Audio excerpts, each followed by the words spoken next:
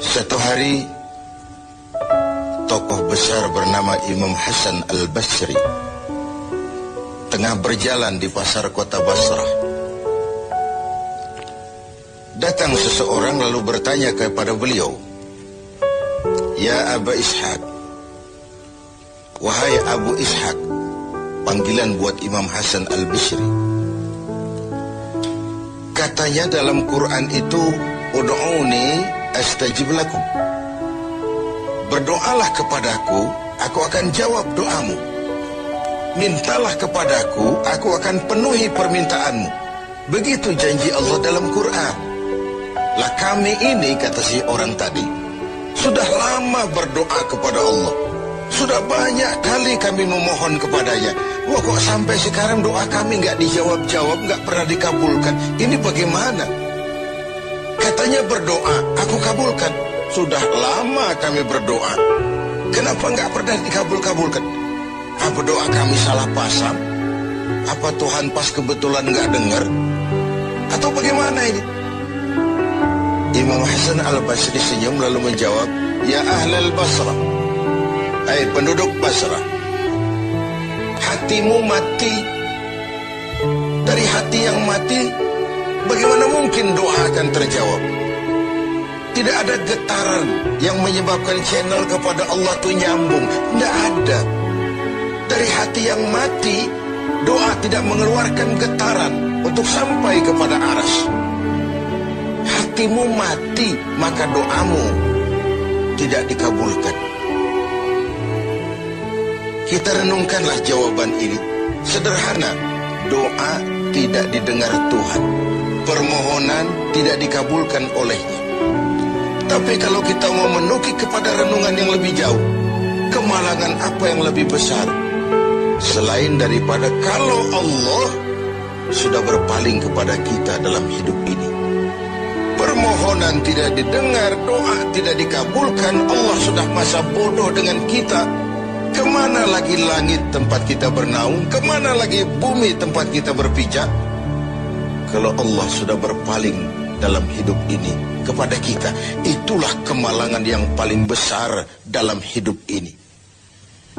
Sementara kita berleha-leha, menurut kita kemalangan itu kehilangan jabatan, kemalangan itu kehilangan harta benda, kemalangan itu adalah kehilangan orang yang kita sayangi.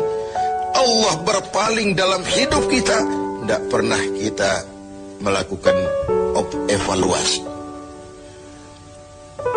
Nah, apa yang menyebabkan hati itu jadi mati?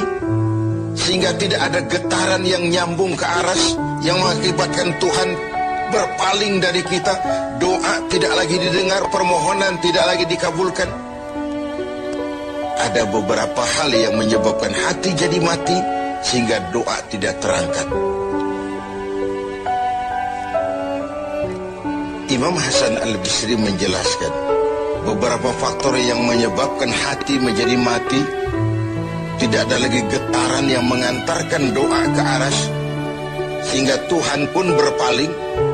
Yang pertama, kata beliau, "Araftumullaha wa lam tu'tuhu haqqah." Kamu kenal Allah, tapi haknya untuk disembah, kewajibanmu untuk menyembah, tidak pernah kamu laksanakan. Bagaimana hati tidak jadi mati? Kenal. Siapa pencipta alam semesta? Allah. Siapa pencipta lautan, gunung, sungai? Allah.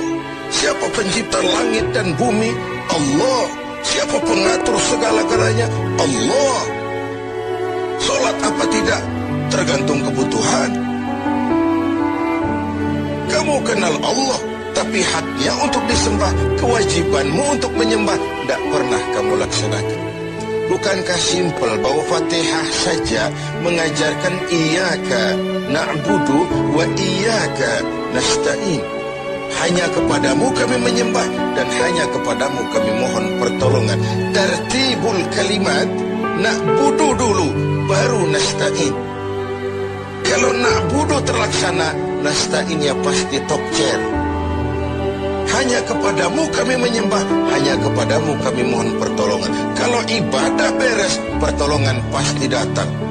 doa didengar, permohonan dikabulkan, munajat pun diterima. Kenapa? Nak budunya beres, maka nasta'innya nikmat. Tidak diajarkan kita iyyaka nasta'in wa iyyaka na'budu, tapi na'budu dulu, baru kemudian nasta'in. Kalau hati tidak mau mati, janganlah pengenalan kita kepada Allah tidak diiringi dengan pendekatan kita kepadanya. Bagaimana cara mendekat kepada Allah? Logika saja. Mau dekat dengan presiden, ikuti peraturan yang dibuat oleh protokolernya presiden. Mau dekat dengan gubernur, ikuti peraturan yang disusun oleh protokolnya gubernur. Tidak bisa mau dekat dengan gubernur bikin peraturan sendiri. Mau dekat dengan Allah bikin metode sendiri. Dengan jalan ngelamun, duduk madep ngidul, bengong 4-5 jam, lalu mau dekat dengan Allah. Mau dekat dengan Allah, ikuti cara yang sudah diatur oleh Allah melalui utusan-utusannya. Bukan dengan cara membuat sesuatu sendiri. Ini yang pertama. Lalu yang kedua, yang menyebabkan hati jadi mati, qara'tumul Qur'an walam ta'malu bih. Kamu baca Al-Quran, kamu dengungkan Al-Quran, kamu sanjung Al-Quran, walam ta'malu bih, tapi isinya, ajarannya tidak pernah kamu laksanakan. Isinya, ajarannya sering malah diinjak-injak. Bukankah kita hidup di satu zaman di mana tuntunan sudah menjadi tontonan, dan tontonan sering dianggap sebagai tuntunan? Bukankah kita hidup di satu masa di mana orang yang jujur dikhianati dan pengkhianat malah diberikan amanah? Bukankah zaman ini sudah terjadi pergeseran nilai yang sedemikian rupa? Kita baca Al-Quran, kita musabaqahkan pula bacaannya, tapi isinya, ajarannya tidak pernah kita laksanakan. Bahkan nyaris sering kita injak-injak. Hati jadi mati. Sama dengan kalau kita dikirimi surat oleh seseorang yang sangat kita kagumi. Kita baca surat itu siang malam. Kita ceritakan kepada orang, saya dikirimi surat oleh orang yang sangat saya kagumi. Tapi perintah yang ada dalam surat itu tidak pernah kita laksanakan. Saya percaya betul yang kirim surat mesti marah. Kau baca itu penting supaya kau ngerti apa isinya, tapi setelah kau ngerti, mau ya laksanakan. Begitu Al-Quran diturunkan kepada kita, kamu baca Al-Quran, tapi isinya tidak pernah kamu amalkan. Bagaimana hati tidak akan menjadi mati karenanya? Pemirsa TV7 yang berbahagia, yang ketiga penyebab hati itu menjadi mati, akaltum ni'mata rabbikum walam tashkurulah. Kamu makan nikmat Tuhanmu, tidak pernah kamu bersyukur kepadanya. Ikan Tuhan di laut itu tiap hari diciduki, tapi Tuhannya diabaikan. Tidak pernah sesaat pun dalam hidup ini nikmat Allah pernah berhenti. Sejak kita bangun tidur sampai kita tidur kembali, bahkan tidur itu sendiri. Dari sekian nikmat yang kita tidak akan pernah sanggup menghitungnya, Tuhan cuma minta syukuri nikmat itu.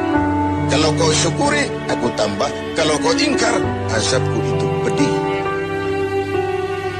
Tiap hari kau makan nikmat Tuhanmu, akaltum ni'mata rabbikum. Kau makan nikmat dari Tuhanmu, walam tashkurulah, tapi kepadanya kamu tidak pernah bersyukur.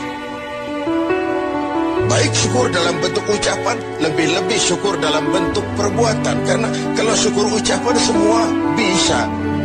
Alhamdulillah, terima kasih Tuhan, puji syukur, terima kasih Tuhan. Tapi perbuatannya sering tidak sinkron dengan ucapannya. Kalau saya diberikan harta oleh Allah, mulut saya tidak pernah berhenti. Alhamdulillah Tuhan, terima kasih dikasih harta. Tapi pelitnya 17 setan. bahwasanya orang itu baru syukur perbuatan, baru syukur ucapan, belum syukur perbuatan. Karena syukur perbuatan artinya mempergunakan suatu nikmat sesuai dengan kehendak yang memberikan nikmat itu. Allah memberikan harta kepada saya, apa yang Allah kehendaki dengan menggunakan harta itu? Bagaimana kehendak Allah tentang penggunaan harta itu? Allah memberikan jabatan kepada saya, apa yang Allah kehendaki dengan memberikan jabatan ini kepada saya? Mempergunakan suatu nikmat sesuai dengan kehendak yang memberinya. Itulah syukur yang sebenarnya. Ini yang keempat.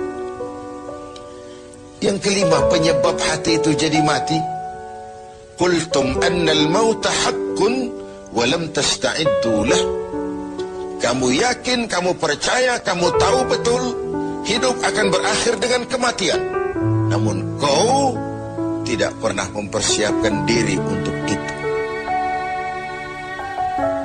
Baik menghadapi kematian maupun menghadapi yang lebih penting sesudah kematian.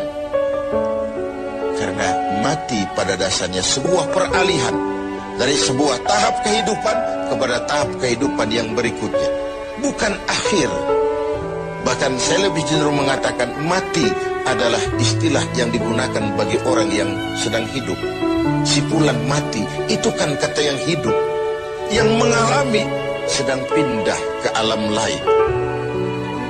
Jadi tidak ada alasan hidup sulit bener, mending mati habis urusan. Tidak selesai sampai di situ, tidak selesai urusannya. Hidup terus berlanjut di alam barzakh, terus berlanjut di alam mahsyar. Ini satu perjalanan panjang. Seperti kita akan berangkat keluar kota yang jauh, tentu kita harus menyiapkan bekal. Semakin jauh perjalanan, semakin banyak bekal yang kita bawa. Kalau Anda akan berangkat jauh, tidak bawa bekal berangkat juga, itu kan nekat sama namanya. Sampai ke tujuan belum tentu, sengsara di jalan sudah pasti.